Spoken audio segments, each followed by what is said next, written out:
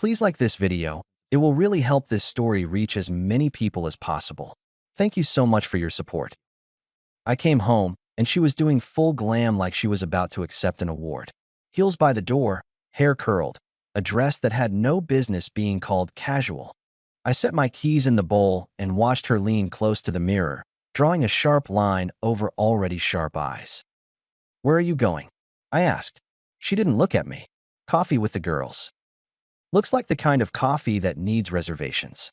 She gave me a short, annoyed breath, snapped the lipstick shut, and reached for her purse. No answer. Just the message, "I'm not part of the plan." "Want me to pick up anything for dinner?" I tried again. "Don't wait up." She tossed over her shoulder, like a line she'd practiced. The door closed. The house went quiet. Microwave hummed because I forgot to shut it all the way. I stood there with a dumb smile frozen on my face, the one husbands wear when they're trying not to start a fight. If I'd known where it was headed, I wouldn't have bothered with the smile. I loaded the dishwasher, wiped the counter that didn't need wiping, then checked the time. 8:15. She left smelling like she was 12 minutes from a dance floor. Coffee, sure. I walked into the den, opened her last text thread with Mia, and saw the chat bubble names I was supposed to believe. Cute. I stared at the wall for a minute, then at the reality. For the last month, she'd been cold, short, and busy. I work in construction management. I know when a structure's out of plumb. You brace it, or it falls. I'd been bracing it alone. I'm not a teenager. I don't sniff phones or demand play-by-play. I tried the adult route first. Dinners, tickets to a show she used to love, a weekend drive. Every time I brought something up, she'd throw a towel on it. "You're overthinking. I'm exhausted. Don't start." Lately, midnight glow from her screen had become part of the decor. I'd roll. She'd angle the phone away. Real subtle. So I made a decision. No more guesses. Facts only. We'd set up location sharing when we first married. Practical stuff for road trips, emergencies. She forgot I still had access. I sat on the couch, pulled up the map, and watched her little duck drift across town. Coffee with the girls, took a left where the coffee isn't. 10 minutes later, the dot stopped at a restaurant 2 neighborhoods over. White tablecloth place, dim lights, couples who have things to whisper. I grabbed my jacket, and on the way out, I shut off the porch string lights she liked. That wasn't a tantrum. That was me drawing a line only I needed to see. If I'm off the invite list, I'm off lighting duty. I parked down the block. Inside, the host looked me up and down. "You have a reservation?" he asked. "I'm joining my wife," I said. "She's already here." "Name?" "Lauren." Watching him check the screen told me enough. No Mia, no girls, just Lauren. He smiled. "Right this way." There she was, all smile and lean in across the table for him. I knew him. Her ex. The guy who left her back in the day because something shinier waved at him.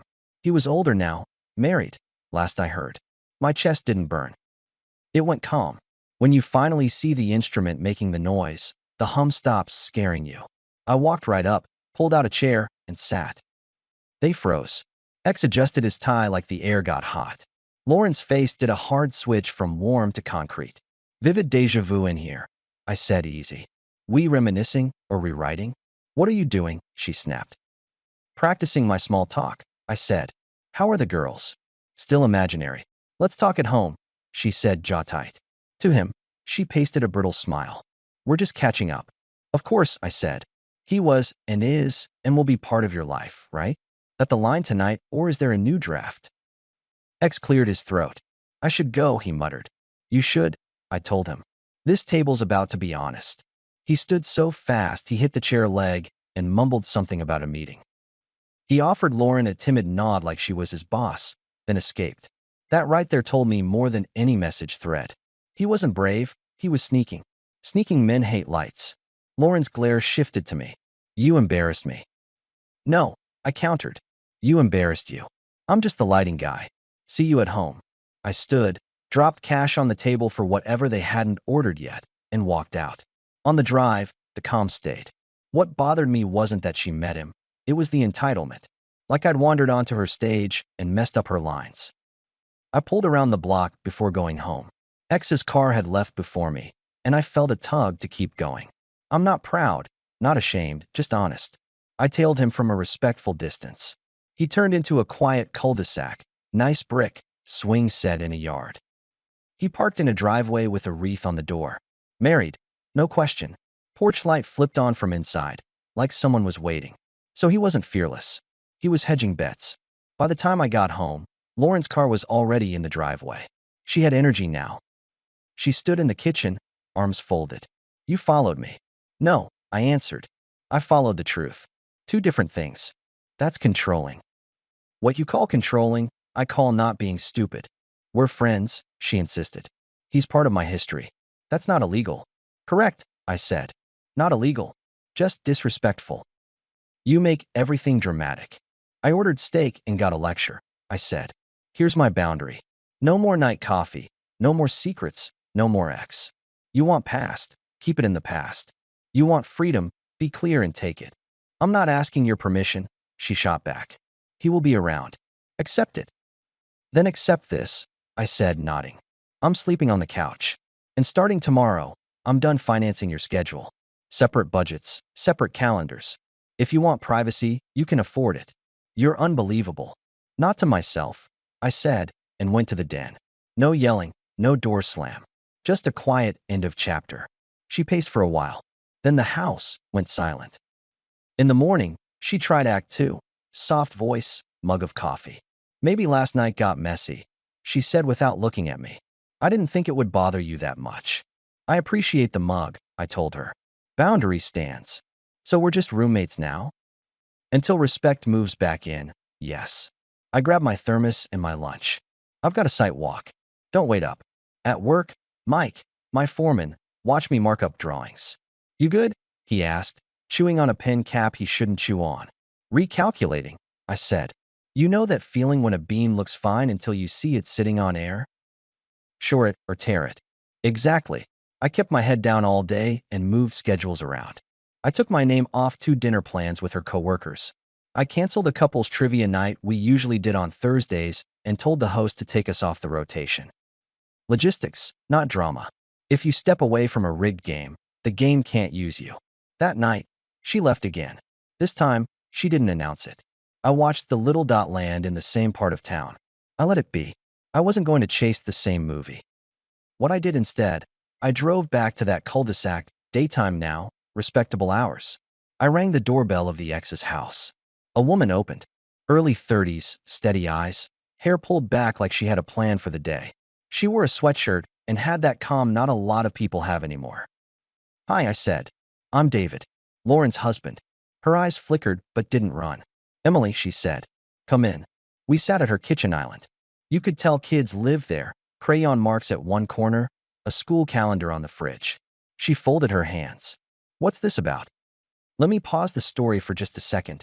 If you're still listening, please hit the like button on this video. It really helps YouTube show this story to more people. Thank you so much for the support.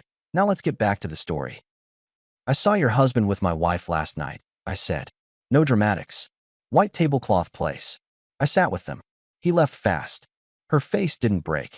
She took a breath, glanced at the back door like she was checking the lock, then looked right at me. You sure? I'm not here with theories, I said. I'm here because something feels off and I respect facts. Proof.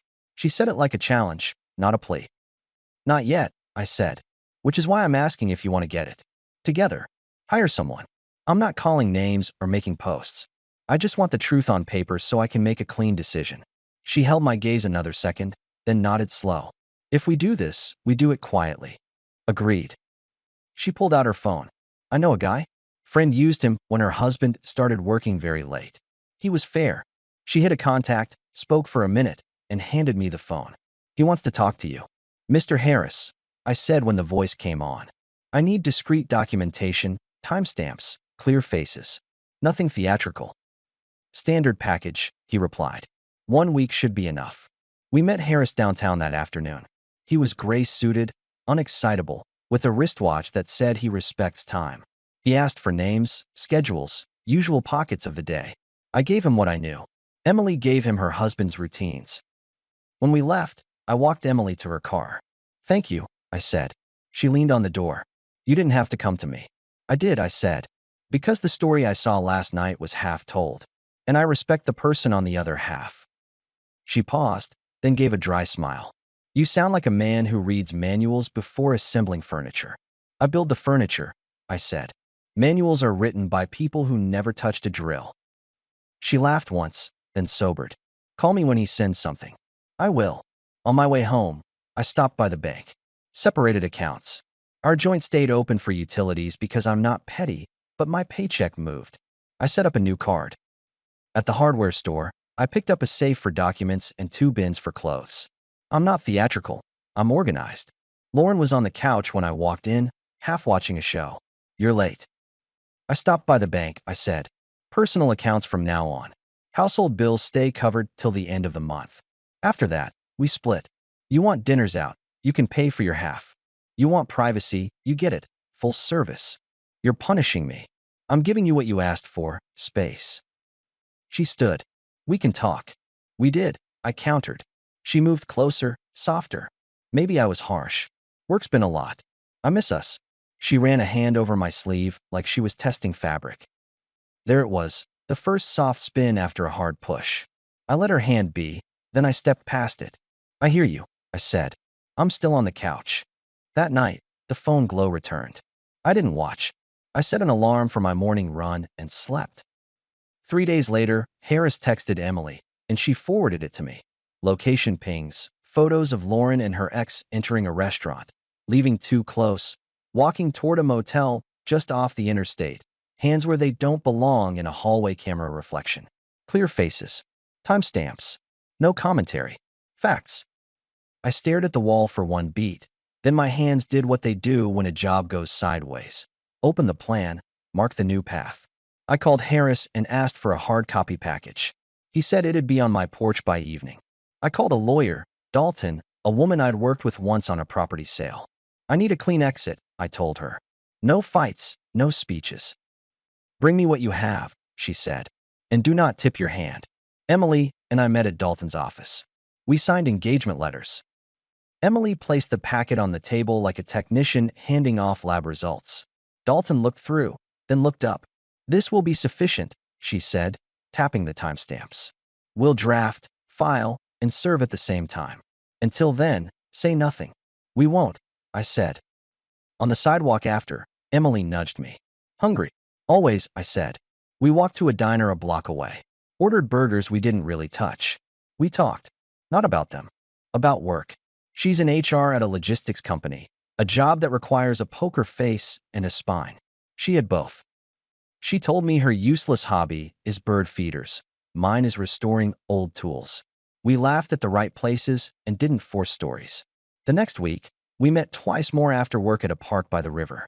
Then one Saturday morning, we ran into each other at the farmer's market, and it turned into coffee, which turned into a walk, which turned into not wanting to leave. Quiet built between us that wasn't heavy. There was a point, about 10 days in, where I caught myself grinning at nothing while tightening a hinge. I'm past the age where grinning at nothing happens for free. At home, Lauren tried Act 3, overcompensating sweetness. She bought a new candle like a bribe, cooked a dinner she hadn't cooked in months, and set 2 plates. You're in a mood, I noted. I'm trying, David. I told you my line, I said. Respect first. The rest follows. Maybe I overreacted, she said quickly. It's just that you've been distant, Anne. Stop, I said, lifting a palm. You don't get to annotate my distance after you moved a whole country away. Can we at least eat? You enjoy it, I said. I have plans. My plans were Emily. We didn't hide in shadows. We just didn't advertise. Dalton's advice wasn't about virtue. It was about timing. We kept it clean. We met in public. We talked about real things. We started to build something that felt like sanity. 2 weeks later, Dalton called. Papers are ready. We can serve Monday morning. Do it, I said. I'll prepare the house. That Saturday, Emily came over to help box Lauren's things. It wasn't revenge. It was logistics. We labeled everything. Closet to suitcase, bathroom to box. No rummaging, no pettiness. Emily's efficiency made me like her more. She didn't dig for souvenirs. She asked, donate, and I nodded. We set aside what looked expensive enough to matter. We wrapped photo frames in newspaper and stacked them. Around midnight, Emily looked at me from the kitchen doorway. You hungry? I could eat a small horse, I said. Pasta then. she decided, tying her hair up. We cooked like we'd done it 100 times. I chopped. She salted the water. We moved around each other without bumping. We ate on the couch, a movie murmuring in the background. And at some point near 3, she tucked her feet under the blanket, and I put an arm around her because everything else would have been dishonest. We didn't make speeches. We just rested. At 5, the front door opened. Lauren stumbled in, saw us, and dropped the keys like a cue. "You're disgusting," she started, voice high. "In our house. With her." I clicked pause on the movie. "You chose your ex," I said, calm. "I chose his wife. Better trade, if we're measuring. How long has this been going on?" She moved closer, purposeful. "Long enough for me to get clarity," I said, "and long enough for paperwork." I reached to the coffee table, slid the folder toward her. "You're free. So am I. Your things are in the hallway. You're welcome." She snatched up the papers, flipped. The color drained from stubborn into startled. Her eyes flashed when she hit the exhibits. She looked up at Emily, then back at me. "You set me up," she hissed. "No," I corrected. "You set your own schedule. I documented it. You can't just." "I can," I said. And I did. I stood, took the suitcase handles, rolled them to the door, opened it, and placed them outside. Clean, not dramatic. I held the door open and waited. The quiet said more than any speech. She stared at me like she didn't recognize the man in front of her. That was because I finally stopped accommodating the character she played. "You'll regret this," she shot out. "You'll be calling me before the week is out." I tilted my head. "If I do, it'll be to ask if you forgot a charger." I waited. She picked up the bags, stepped outside in a huff, and I closed the door. Not a slam. A click. I turned to Emily. She was on the couch, blanket still over her knees, watching the whole scene like she was in a classroom she didn't ask to attend. I walked back, sat, and looked at her. "Anything you wanted to say?" I asked. She eased closer, smiled. Real, not polite, and looped an arm around mine. To her? "No. If not for her schedule, I wouldn't have met you. So in some strange math, I'm grateful." "That's the first time anyone thanked her for something in this house," I said. We slept till 8, then made pancakes with the leftover ingredients because why not? At 9, my phone started lighting up. Messages from Lauren came one after another. Threats in weak grammar, promises pinned like movie lines. "You will crawl back. You will lose this house. You deserve to be alone." I read them out loud to Emily. She shook her head.